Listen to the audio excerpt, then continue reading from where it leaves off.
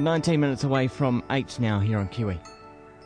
The voice of the creative economy, Vincent Heeringa with Wammo on Kiwi.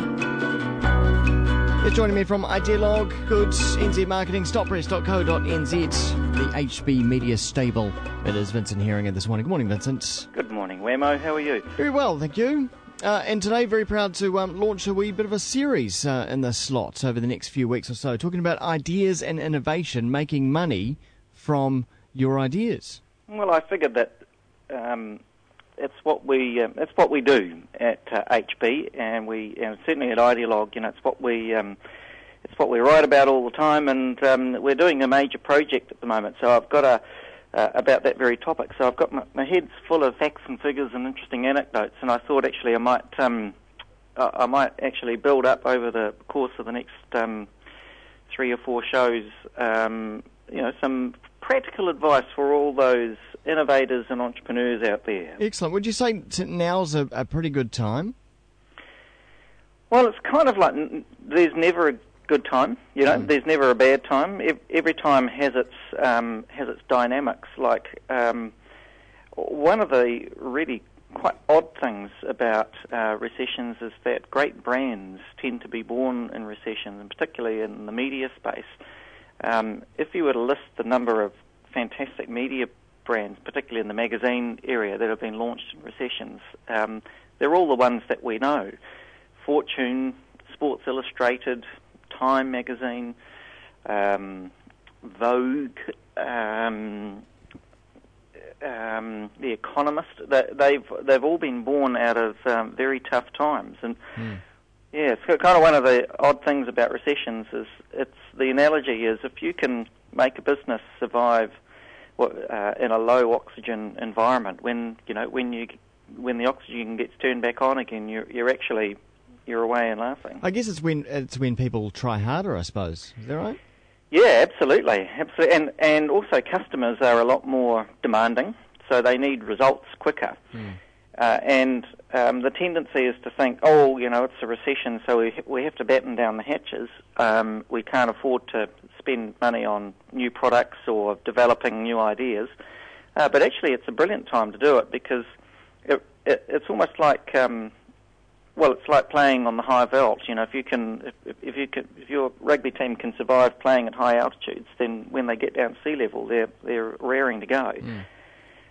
Seems to have done the Springboks a world of good, hasn't it? Winning the World Cup and all.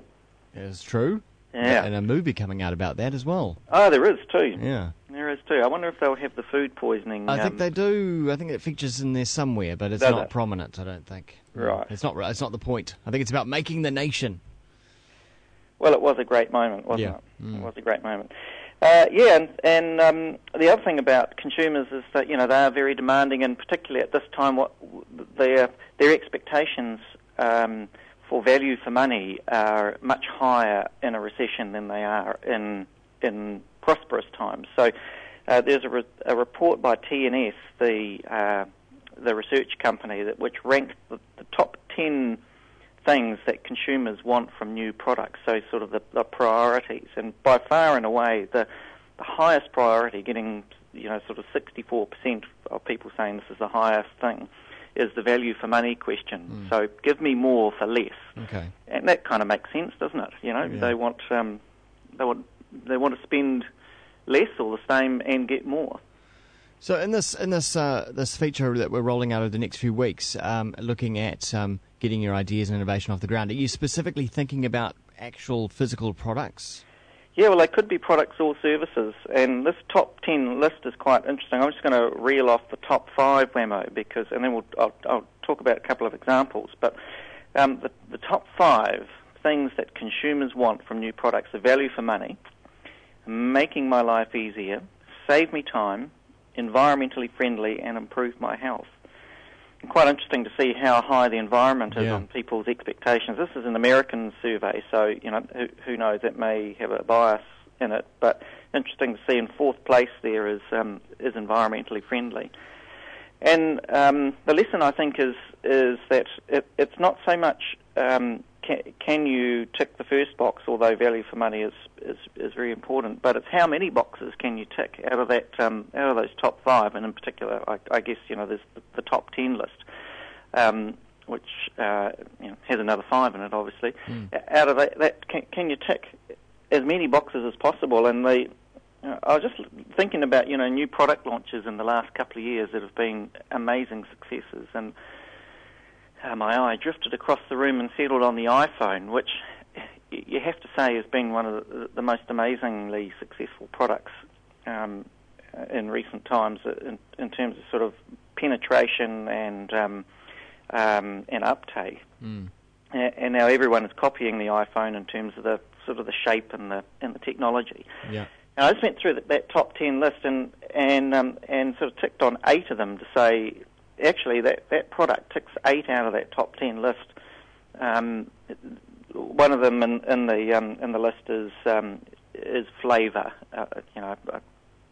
Unless you've been licking your iPhone, Wammo, I don't think flavour counts. But I suppose people. Some people would say that their iPhone is a delicious flavour, I suppose. There's a sort of a deliciousness about it, doesn't it? Yeah, well, it's all in the design and form factor. Yeah, and the packaging is beautiful. Whenever you get an Apple product, the whole delivery embodies the brand as well, doesn't it? What didn't it tick? Well, it didn't tick. It didn't tick the flavour thing, and I couldn't really see a health benefit. What about environmental? Well, I guess if you can reduce the amount of photocopying paper that you use and become more of a wireless user, that might tick an environmental box for you. Although it's interesting that the ICT sector is responsible for as many emissions as the airline sector. Not many people know that.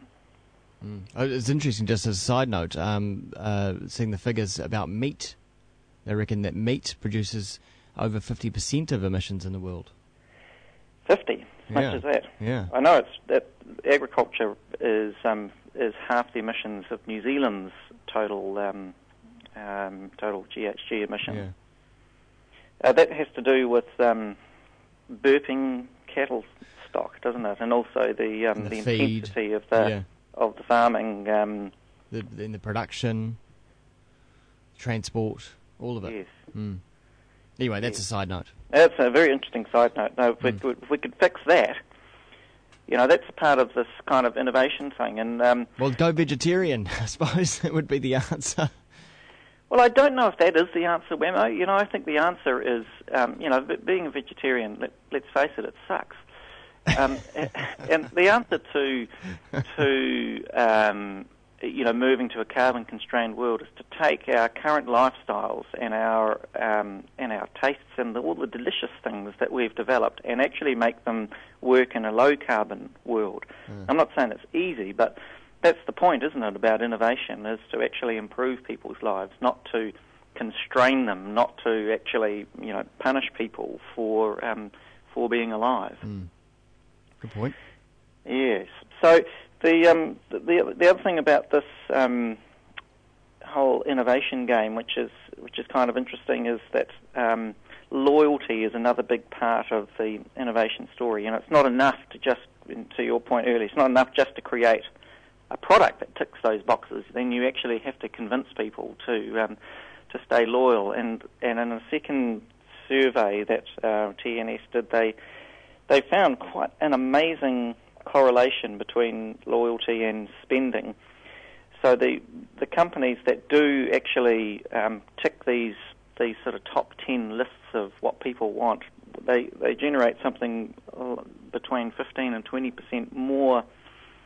Now, I think the word is spend. So if you've got this customer as a loyal person, they will spend 15% more on you than anyone else. And that's kind of interesting in a recessionary environment. If you can innovate and generate that kind of loyalty, you actually secure your future business. Okay, so over the next few weeks we'll look at how to create that loyalty, also how to tick those boxes, and the basics, I suppose, of getting an idea off the ground. Yeah, absolutely. And coming always back to that top 10 list of, what people want. That's what business is all about. Excellent. Vincent Heeringa. You'll find Vincent at Idealog, Good, NZ Marketing and stoppress.co.nz, on Twitter as well when he's there. Very few and far between. Twitter. I know, I'm a bad tweeter. I'm sorry. Twitter.com/V Heeringa. Until the same time next week, look forward to the next instalment. Thanks, Wammo.